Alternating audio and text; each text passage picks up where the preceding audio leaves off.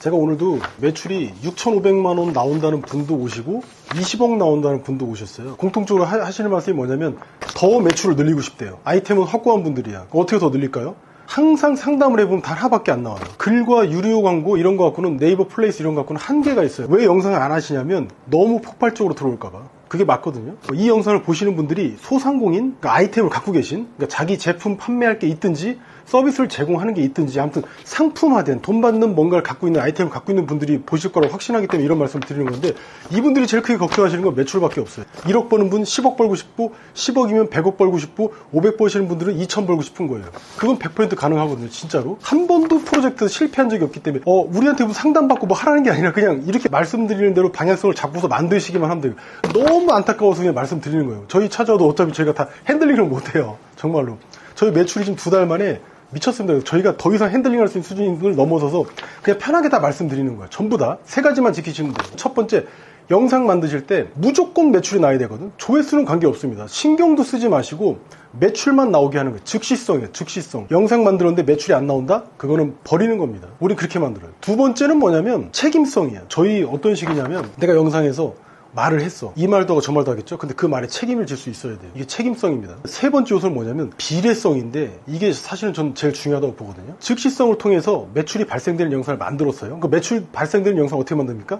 이세호빠예요. 이 영상을 보는 사람들한테 이득을 주거나, 그 다음에 새로운 거거나 남들은 모르는, 또는 호기심을 마구 자극하는 거거나, 아니면 빠른 해결책을 주는 거예요. 전 인류 통틀어서 이거보다 더 쉬운 공식은 없다고 생각합니다.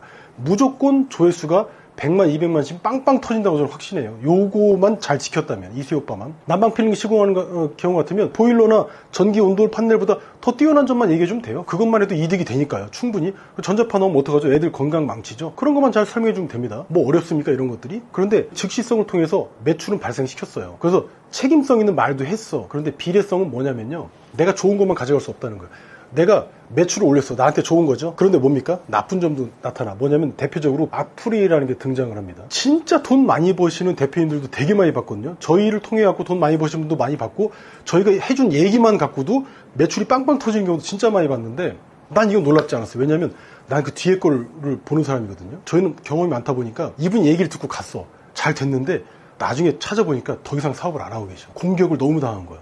이건 뭐냐면요, 내가 좋은 것만 취하려고 했던 거예요. 매출만 높아지면 전부겠지라고 생각하는데, 그것만큼 비례해서 안 좋은 것들도 많이 늘어난다니까요. 매출이 많아지면 직원도 많이 뽑아서 좋은 직원, 나쁜 직원도 왔다 갔다 해요. 사업은 뭡니까? 아이템 싸움입니까? 사람 싸움이에요. 자기 직원 싸움이고 파트너 싸움이거든요. 좋은 사람들이 많이 들어와야 돼. 실은 그게 본질 아닙니까? 내 아이템, 내 실력만 갖고 사업을 이끌어갈 수 있어. 절대 그러지 못하거든요. 거기서 다 무너지고 그러더라고요. 그러다가 자기 아이템에 대한 혼란까지 와. 진짜 말하자면 악플 한 두세 방에 무너지는 것도 되게 많이 봤거든요. 올라갈 때는 항상 이 비례성의 원칙 잊지 마세요. 좋은 게 있으면 나쁜 것도 생긴다. 근데 실은 이 나쁜 것도 더 좋게 되기 위해서 나를 담금질한다. 저는 이렇게 생각하거든요. 되게 재밌는데 이런 게 있어요. 내가 기술자형이냐 사업가형이냐, 이것도 잘 구분을 하셔야 돼요. 이 기술자형은 어떤 거냐면, 이 사람들은 되게 폐쇄적이에요. 자기 실력 높이는 데만 관심이 있고 아이템 고도화하는 데만 관심이 있어요. 되게 폐쇄적이고 보수적이에요. 이런 분들은 사실 대화가 잘 안 통해요. 자기 세상이 있는 사람들이에요. 근데 반대로 비즈니스맨형, 사업가형은 어떤 사람이냐면 사술에 능해요.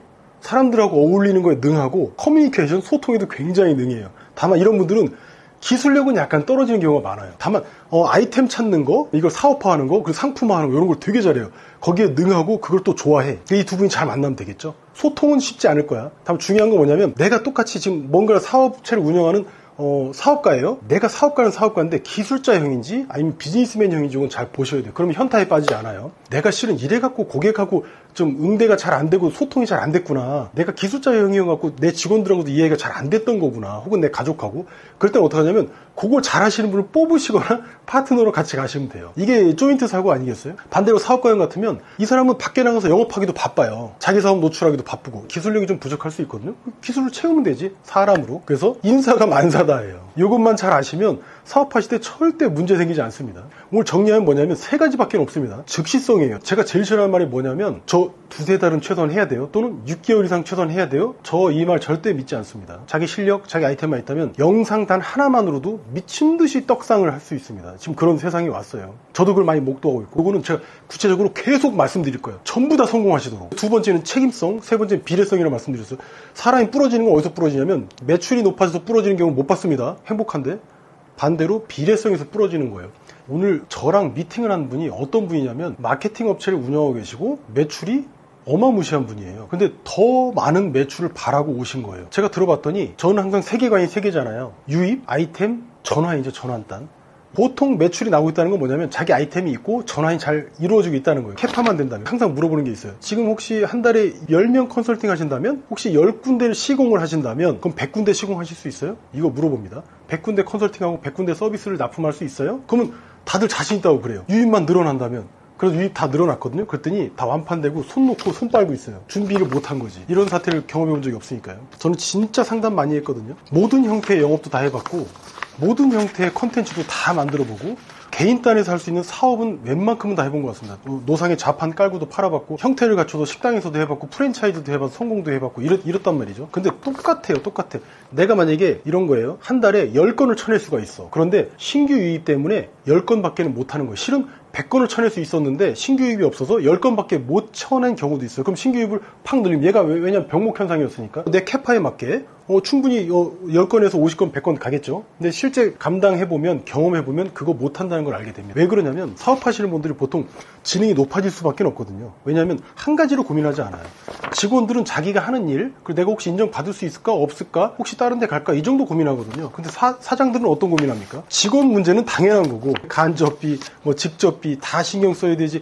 밖에 나가서 사람도 만나야 되지. 영업도 해야 되지. 매출도 만들어야 되지. 밥 먹는 거 매출 관리 다 해야 되지. 비용 처리 다 해야 되지. 세무 관계 다 해야 되지. 나중에 어떤 리스크가 발생되면 내가 다 또 처리해야 되지. 그러니까 대표잖아요. 사장님이고. 근데 이러다 보니까 당연히 보는 범위가 예전에는 되게 좁았는데 직원일 때는 사장이 되면 되게 넓어지잖아요. 이렇게 시야가 넓어지니까 보는 게 많아지고 복합적으로 생각을 하게 돼서 그러니까 지능이 높아질 수밖에 없거든요. 매 순간 판단이 잘못되는 순간 내 판단에 의해서 회사가 존폐의 위기에 빠져요. 그래서 항상 긴장 상태에 있고 늘상 불면증이고 막 이렇거든요. 이런 상태인데 유입량이 늘어났어요. 기분이 엄청 좋아지겠죠? 불안한 상태였는데 매출이 높아지니까 기분이 좋아지는 상태가 돼요. 그런데 내가 캐파가 100건을 처리할 수 있을 줄 알았더니 그게 아니라 50건도 처리를 못한다는 사실을 깨닫게 돼요. 그럼 어떻게 되는 줄 아십니까? 다 받아먹을 수 있는 거를 못 받아먹는 거야. 그러면 굉장히 의기소침해지고 내가 되게 잘난 사람인 줄은 알았는데 봤더니 못난 놈이네? 이런 생각이 또 들기 시작합니다. 다 받아먹어서 매출로 다 연결시킬 수 있을 줄 알았는데 그걸 못했다는 그 자괴감이 들어서 더 빨리 더 밑으로 더 떨어지는 거예요. 이걸 굉장히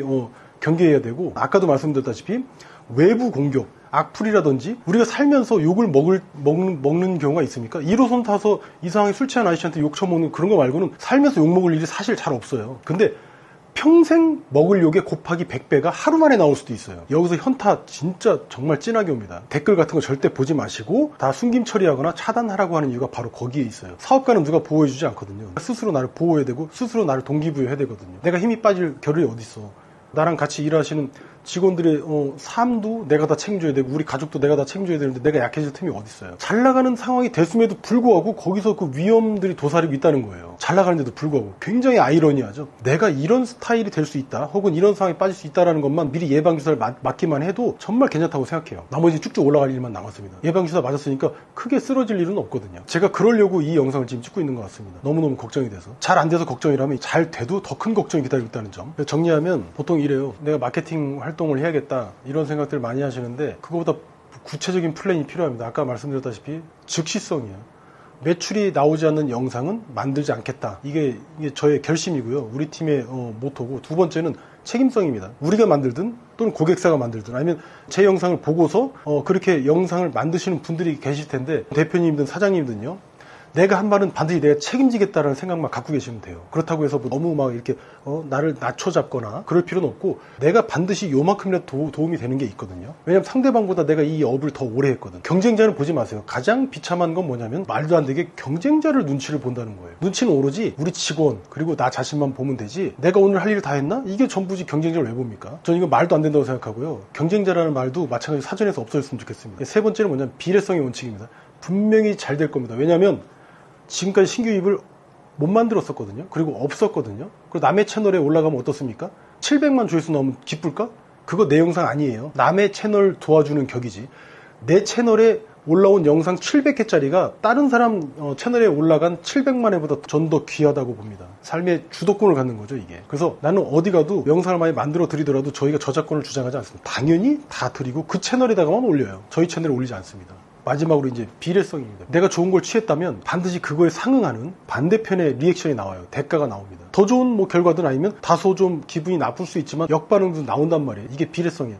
이게 올라가면 이것도 커져요. 일론 머스크 엄청나게 추앙받지만 엄청나게 욕을 먹잖아요. 트럼프도 어떻습니까? 다 마찬가지죠. 요런 이면에 그러니까 가령 내가 사업가 스타일인지 소통 잘하지만 기술력이 다소 약한 사업가 스타일인지 아니면 기술력은 무척 뛰어난데 소통은 좀 낮은 이런 기술자 스타일인지 이 두 가지를 아는 것도 되게 중요하거든요. 사업에서는 두 가지가 다 중요하거든. 소통하는 것도 되게 중요하고요. 내 직원, 내 거래처, 내 파트너, 심지어 사업하면서 나를 참아주는 내 가족들하고도 소통이 되게 중요합니다. 소통은 그 인간 자체를 이해하는 데 있거든요. 그거에 능한 사람들이 있어요. 근데 반면에 기술자들은 소통에는 좀 덜해. 기술력은 출중해요. 그리고 자기 일을 되게 사랑해. 그 자기 업을 깊이 파고 들어가요. 이 기술력은 남다르고 따라가기가 쉽지 않아요. 그럼 어떻게 되냐? 내가 소통이 부족하다고 해서 나를 낮잡아 볼 게 아니라 그런 사람으로 보강을 하면 되는 거예요.